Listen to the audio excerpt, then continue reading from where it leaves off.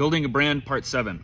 Yesterday I spoke with somebody who has a lot of expertise with Amazon. They've built multi-million-dollar brand and building a multi-million-dollar brands on Amazon, focusing specifically in like the supplement area. And talking with him yesterday was really enlightening because he had a similar journey where he tried to build a health brand and ran into some issues. One of the issues that he mentioned specifically was the requirement for large amounts of capital while trying to build that brand. They work with co-manufacturers in order to build their product line, and I see the logic behind that. I had a very important decision moment with my brand when it came to using co-manufacturers. This was a couple of years ago when pouches and nootropic pouch space was very new.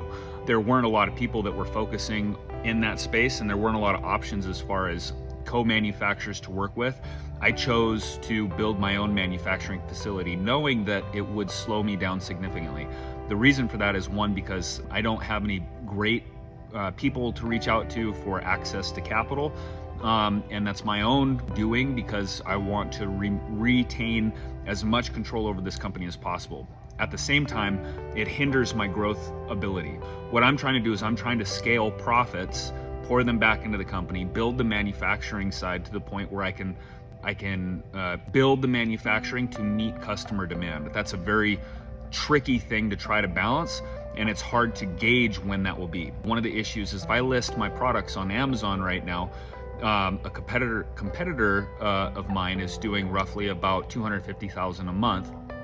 And there are multiple competitors that are doing less than that, but that's a lot of production in order to meet that. If I had a fully automated manufacturing facility that could do all that, it would be one thing. But for me to produce these products requires a lot of manual labor and a lot of time. So I definitely can't, at this point, manufacture enough to meet that level of demand. I talked with him yesterday, and it was a great conversation. What I'm working on today is I'm focusing on growth. How do I grow this brand? Which means that I have to maintain great customer relationships with the customers that I do have.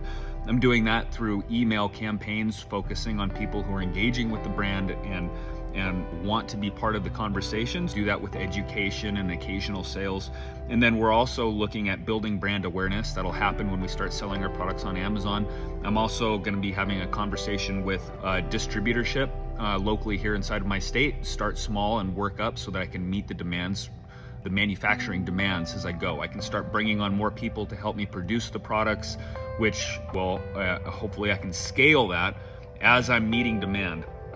That's a really tough place to be. It's one thing if you have a company that's producing, say, $250,000 a month in products, and you have all of that established. You can count on the orders, you can count on the volume, you can count on the inventory that you have to take in. Right now, it's just me trying to take care of inventory, take care of facility, take care of manufacturing, take care of marketing. I'm looking at like, how do I grow that? One thing that I have learned over the last few years is that you definitely, while you can wear many hats when you're starting a company, when you're starting a brand, that's important. You can wear a lot of different hats to get the company going.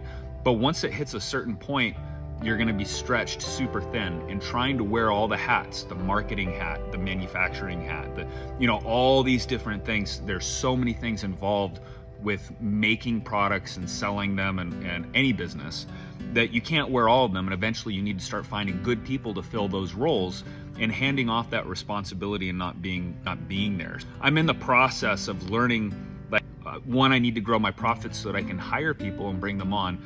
And then two is like, how do you find good people to fill those roles? Because once you bring people on, that's a huge responsibility. You're taking responsibility for somebody's life. In a sense, I guess maybe that's over the top.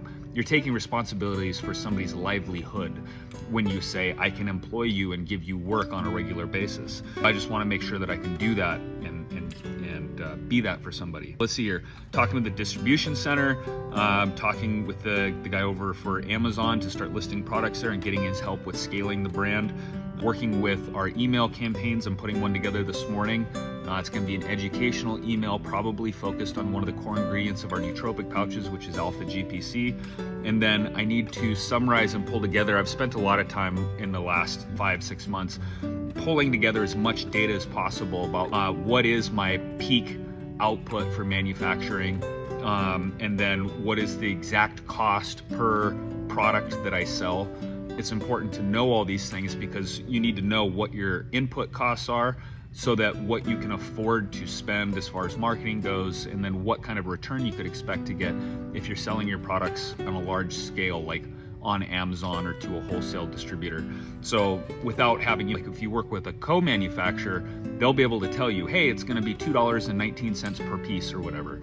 And they do that because they have very intricate systems that tell them how this is how much each ingredient costs, and this is how much the shipping for each one of these ingredients costs. This is how much ingredient is inside here. This is how much time it's gonna take. This is the amount of electricity that's gonna take to run the equipment. This is how much storage space it's gonna take up inside of our warehouse in between the shipping and the freight. So there's a lot that goes into that. And so I'm trying to summarize all that for myself, bring it all together and figure out what is my capacity. Like if I have 4 people working with me, what is my capacity to be able to meet the demands for that? That's where I'm at today. You guys, if you're interested in seeing what products I sell or anything, visit www.flowblend.com. And if you have any input when you're looking at the website, be like, hey man, I didn't really understand what that was, or what this is about, or what this is for. I would love to hear that. I'd love to get input from you guys. Thank you so much. Make sure to follow along if you want to. I will document the process as I build this brand from being very tiny to hopefully being a multi-million-dollar brand in the near future. We'll see you soon.